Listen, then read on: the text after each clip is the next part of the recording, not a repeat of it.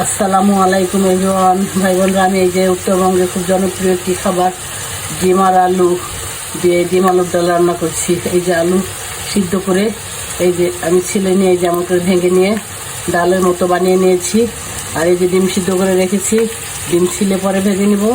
আর যে এখানে আমি আদা রসুন মরিচ বাটা এগুলি সব বাটা লবণ হলুদ দিয়ে সামান্য একটু জিরা গুঁড়ি ধনিয়া গুঁড়ি দিয়ে মশলাগুলি কষাচ্ছি। তারপরে এর মধ্যে আমি আলুটা ঢেলে দিব, তারপর দেখাবো। এই যে আমি এখন এই আলুর ডালটা ঢেলে দিচ্ছি।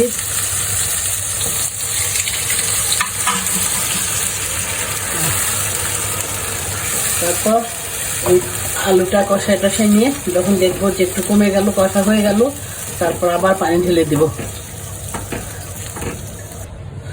দেখি কি অবস্থা।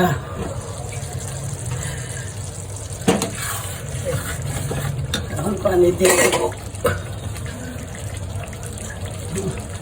এই যে টমেটো আর ডিম দিচ্ছি। অনেকে টমেটো দেয়, অনেকে দেয় না, কিন্তু আমরা ডিম আলুর ডালে টমেটো সিজনে টমেটো থাকলে টমেটো দিই। তো ঠিক আছে,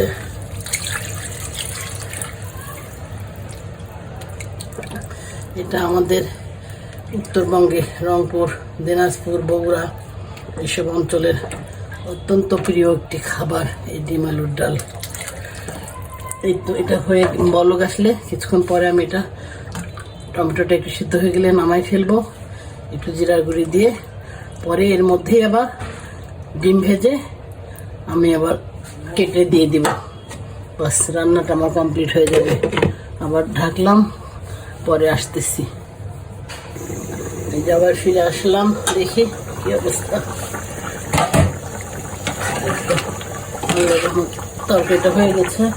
তো এখন এই যে জিরার গুঁড়ি ভাবছিলাম দিব না, কারণ ধনিয়া পাতা দিলাম তো, যার জন্য আর জিরার গুঁড়ি দিব না। তো ডিম আবার একটু ভেজেও দিতে হবে। আমাদের কেউ ভাজের ডিম খায়, কেউ গোটা ডিম খায়, কেউ আবার ভাজা গোটা দুটাই খায়। যার জন্য এই যে এখানে দুটো ডিম ভেজেও দিয়ে দিলাম 4 টুকরা করে। বাস, জালটা বন্ধ করে ফেলবো, রান্নাটা কমপ্লিট হয়ে গেল। তো ঠিক আছে ভাই বোনরা, আপনারা অনেক ভালো থাকবেন, আমার পাশে থাকবেন। আল্লাহ হাফেজ।